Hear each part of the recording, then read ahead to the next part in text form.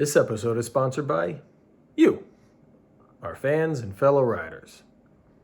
If you'd like to help us share bike love around the world with more people, consider becoming a Patreon. And make sure you smash that like button and subscribe so YouTube's algorithm can help us do that. Welcome back to another episode of the Maverick Cyclist. I'm Rob, and I recently traveled with my bike to Tucson, Arizona. I love traveling with my bike. I've taken my bikes to New England, Tucson, Arizona, Napa Valley, California, France, but it has its share of pitfalls and asshattery, if you will.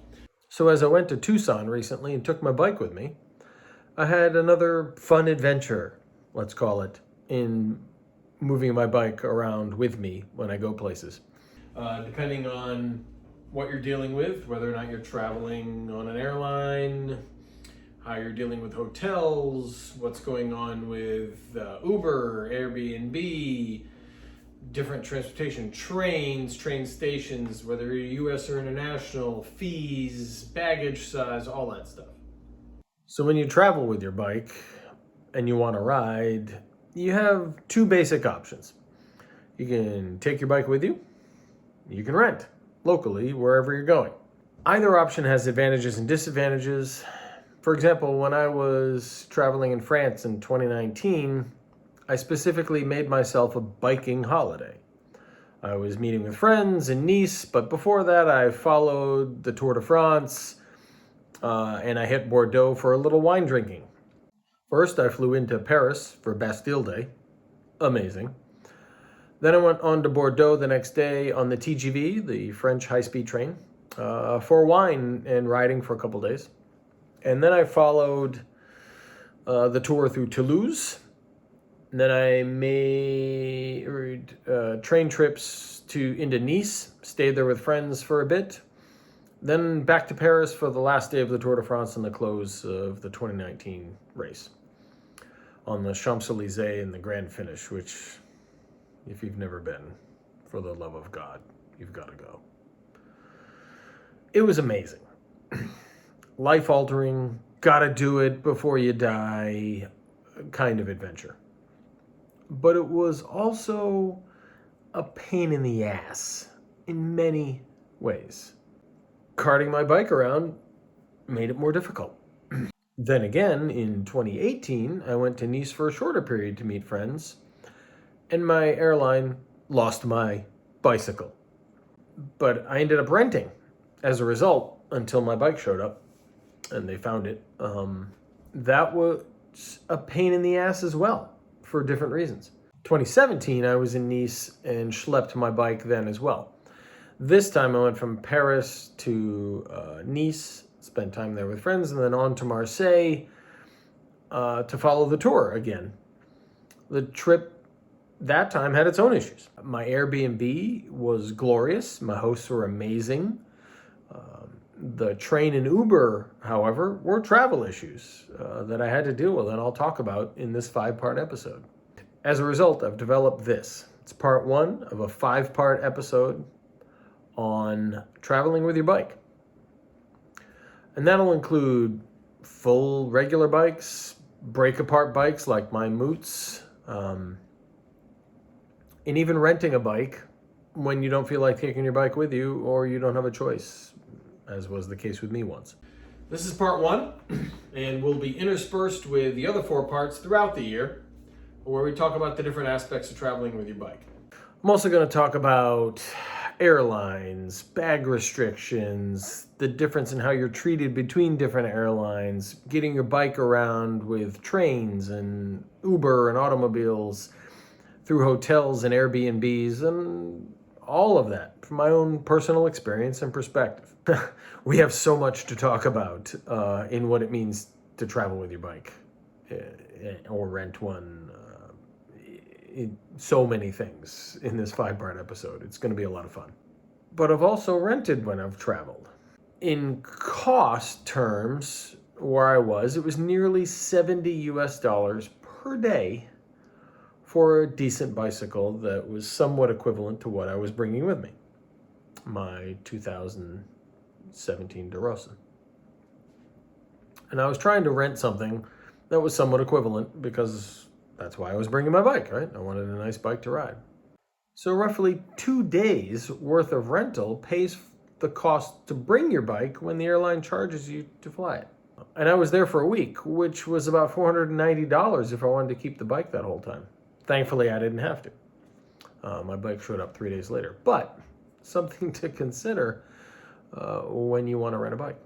So in the next 4 episodes of this 5-episode series, I'm going to talk about things I've encountered and what you might want to think about before you travel with your bike. I will absolutely always encourage you to travel with your bike. If it's anything other than a beach cruiser or the most basic low-end bike possible. Because those bikes you can find plentiful all over the place and nobody cares. But if you have any decent bike that you've ridden for a while or you love, that you're attached to, take it with you. It is so great to ride your bike under your terms, to your fit, in crazy cool places around the world. It is awesome. Whether it's in this country or out of country, it doesn't matter.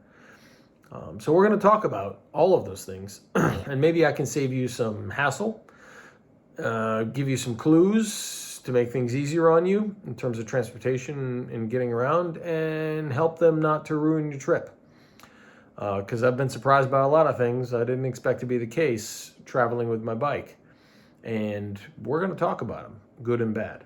And in the coming weeks, you'll see episodes 2 through 5 where we'll talk about airlines, Airbnb and hotels, travel with trains and automobiles, bag choices for bicycles when you travel, all kinds of things. I've had a fairly interesting set of experiences with them. And I want to make sure I share that with you so you can avoid the pitfalls that I ran into and make it a more pleasurable experience.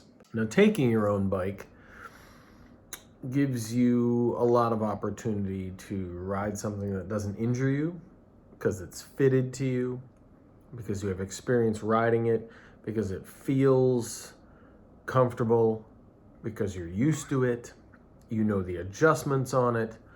There's a lot of advantages personally for bringing your bike with you.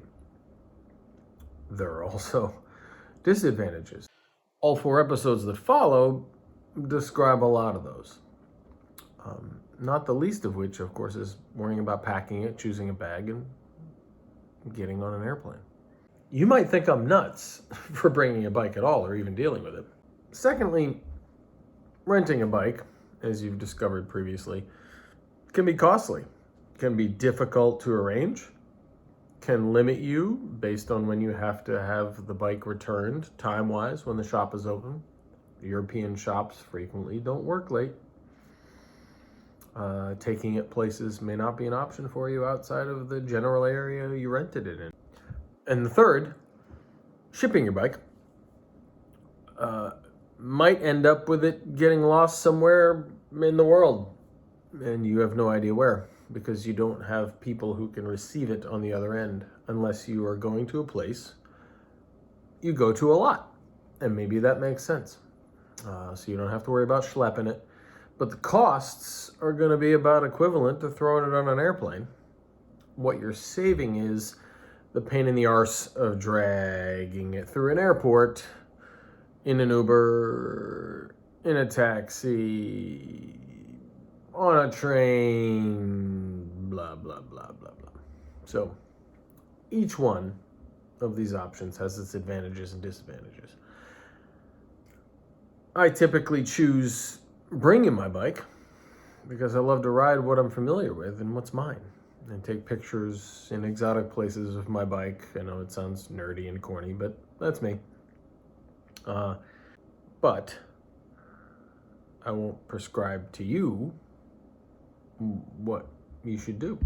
I think you should watch all 4 episodes that follow this one before you make a full decision on what you want to do, because that decision may be situational. In America, you might do one thing. In Europe, you might do another. Somewhere else overseas, you might do a third thing. It really depends on the circumstances. But regardless of which of the three decisions you make, take your bike, have a bike, ride a bike when you go on vacation. It is so much fun, particularly if you design a biking vacation. It is epic. It is great. It is just freeing. And it can get you around in the cities and towns you visit very readily and easily for free. You know, one of the things that really stuns me about going to Europe with my bike is that I eat like a king. European portions are smaller, but they're also phenomenal. In France in particular, there's always butter, there's always oil, it's all amazing, the tastes are mind-blowing, and you'd think you'd gain 1,000 pounds eating like I do in France for a week. But I come home every single time at the same weight or lighter because I take my bike. This episode is Bill approved. He wants to remind you that YouTube's algorithm only shares our content with other people who love cycling if you hit like and subscribe. So help us out. So that's it. Episode 1, should you ship, should you take your own, or should you rent? It's up to you, and I would hesitate giving you the full answer until you see the next 4 episodes, because every one of them has pluses and minuses for these 3 choices. And the length of your trip, and where you're going, and the availability of bicycles all have something to do with whether or not you'll rent, ship, or take your bike, and the joy you'll get out of it. So this is episode 1 of Traveling with Your Bike. Look for episodes 2 through 5 coming up. And don't forget to pick up your SCHWAG from this episode or any of our episodes at the Maverick Store.